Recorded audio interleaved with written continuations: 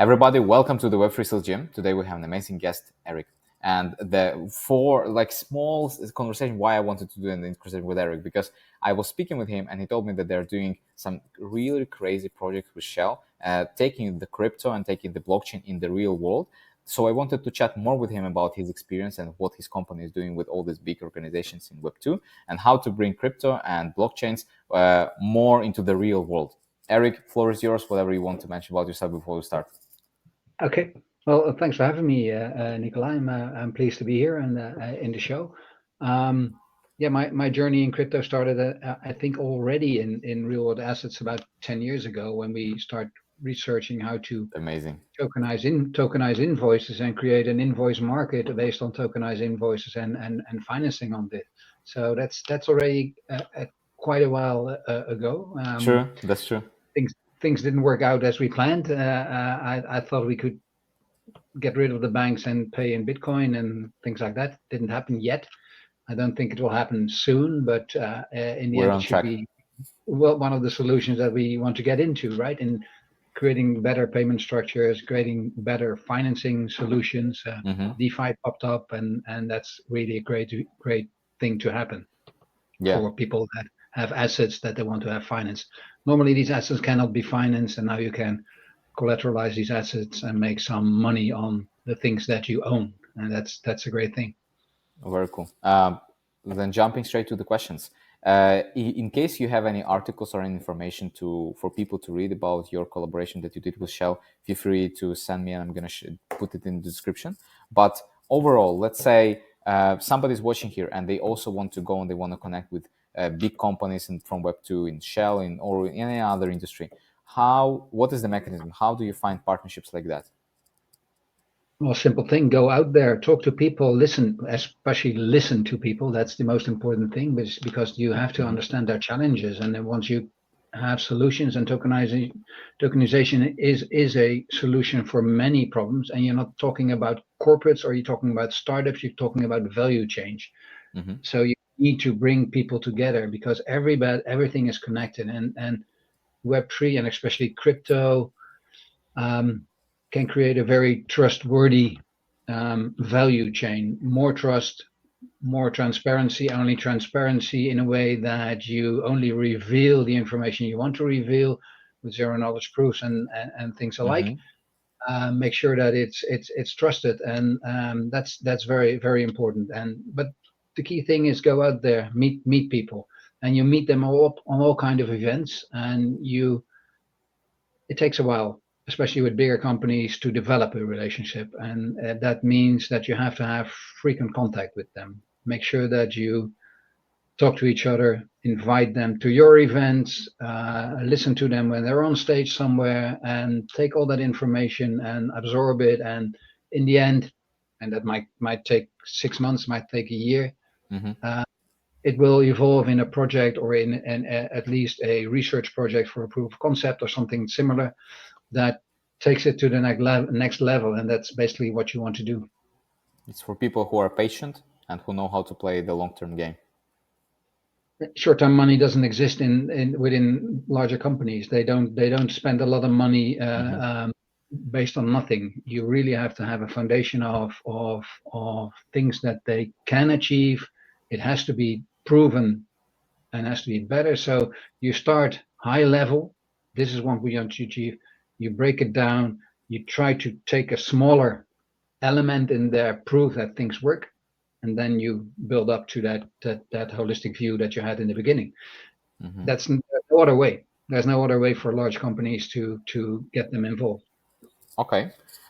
Second question to you is, let's say somebody watching you right now is they're a new company, they're a startup. Maybe they do tokenization, maybe they do something similar, but anyway, they want to sell to big organizations. Is it possible for them to do this? Like, is there this trust element enabled, or they need to grow and they need to have more use cases with, let's say, Web3 companies or anything like that? What's your take on that one? Well, they have to have an idea, a cunning plan, or a grand idea. And then again, go out and meet these people, and these people come to events like what we organize within 2 Tokens, or they are trade shows, Bundesblock in Germany organizes events where these large companies also come. So INATBA in Brussels, these I would say foundations, non-for-profit organizations, they bring all these large and small companies together, and you have to be involved with them and make sure that you show your face, tell your story. They will give you the floor to tell your story as well, and then you get the contacts with the larger companies because they're also there. Even the things we organize within Two Tokens, we have the Dutch Central Bank in there. We have the large commercial banks in there. We have the large corporates in there, and we have a lot of startups in there that only take one small piece of the big puzzle that they want to solve, and that's what we want to do: bring them together, create a consortium of companies or startups, large companies, legal people, because don't forget the legal people. Actually, Sure. they're the only people making a lot of money in crypto, but that's another topic. But don't forget the legal people to make it really compliant to the rules and regulations in a specific country or jurisdiction. I agree with you, and my opinion is that these big corporations, they even need all these startups and their ideas. They need you more than you need their money, because it's the only way for them to get the new blood inside and new breath inside of their organization. Because there is a certain thing when you're super big, then you start thinking about how to not make mistakes instead of how to do certain things. Well, exactly. If you say take a licensed business like a bank, then I'm going to risk their license by doing something in Web3 with tokenizing stuff. They want you, the smaller company, the startup, to figure all these things out for them. And then they will help you and support you and take you in their arms. Yeah, in their arms and in their processes. And it's not the other way around. They're not going to do it because first they want somebody small to do it, talk to all the regulators and make sure that everything works, and then they'll take it in their company and make it compliant to their license, but not the other way around. They won't do it, but they want to listen in, and they have a lot of tips, and of course they have all these information about processes, how they did it in the past, and the pitfalls they encountered during that journey, and they will share that with you, and they do that within startup bootcamp programs where they are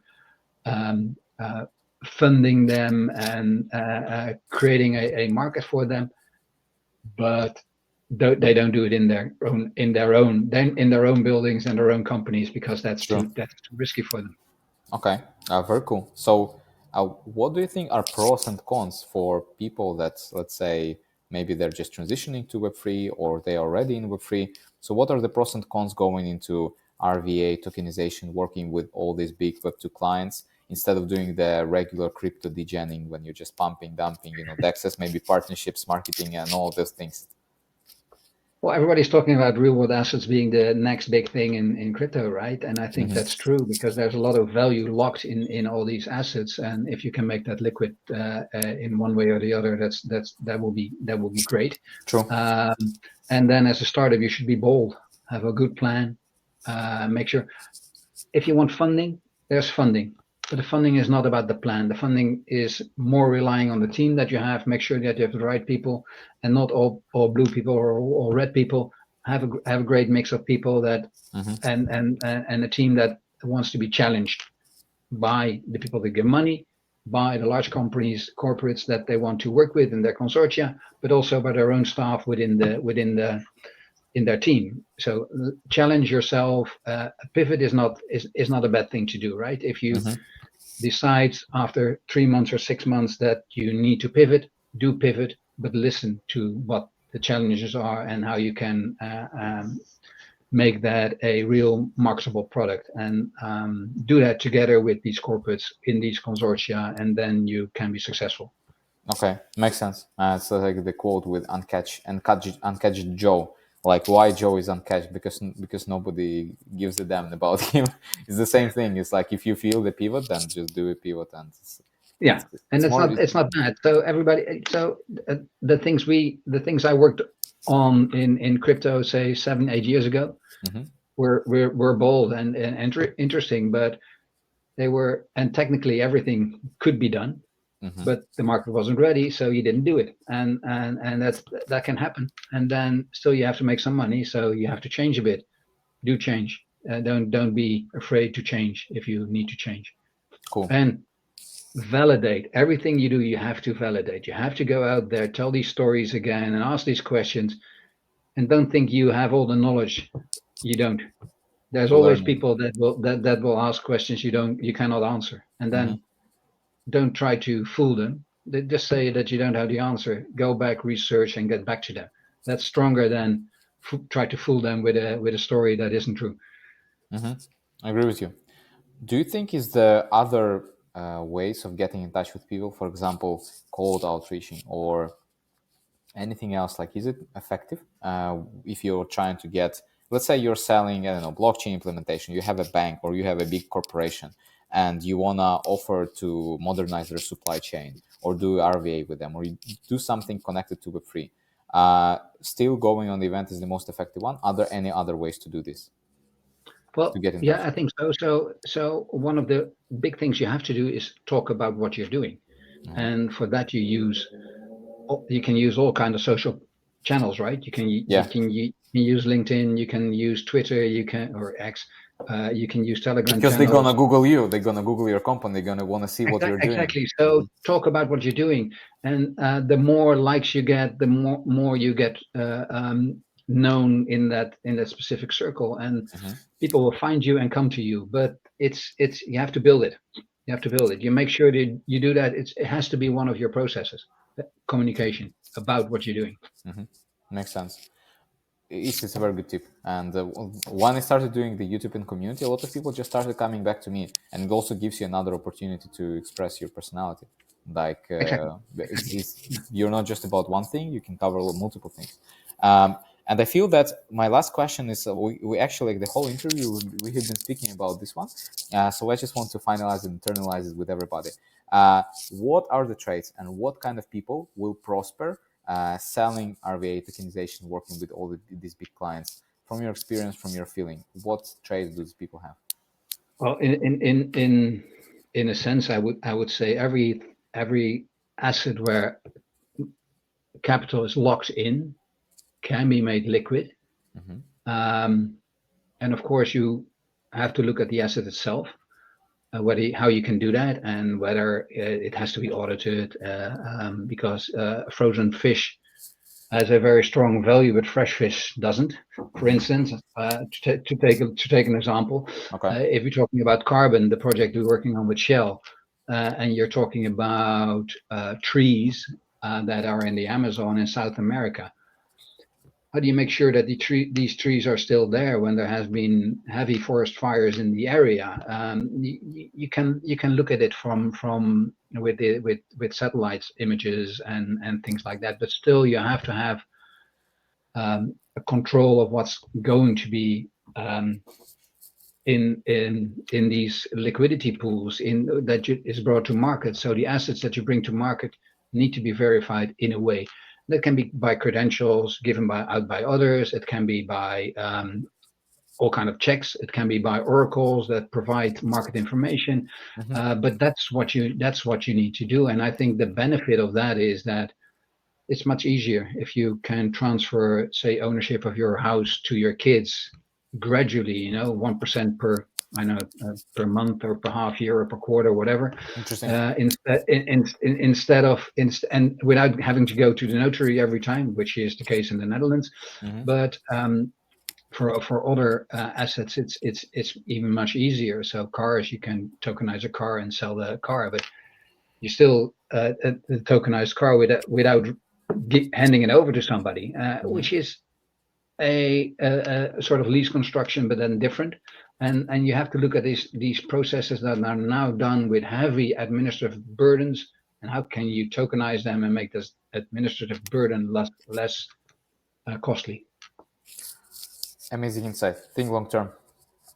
And it's a very good if you want to work here, think long term, be long term, and play the game seriously. It's and play the game and listen, talk your story, tell your story, but listen to what's happening in the market and the people you want to work with, and that's the most important thing. Awesome. Eric, thank you so much for your insights. It was a great pleasure to have you as a host. I'm going to leave all your social links. So, guys, if you want to connect with Eric or you want to learn more about what his company is doing, feel free. Everything's going to be below. And in case you want to do a second version, like maybe in a year, when we're going to chat about the sales of this project, we can do that one. It's a great pleasure. Thank you very much, Nikolai. Awesome. Everybody, subscribe to Eric, subscribe to Web3 Gym, and see you in the next video. Bye bye.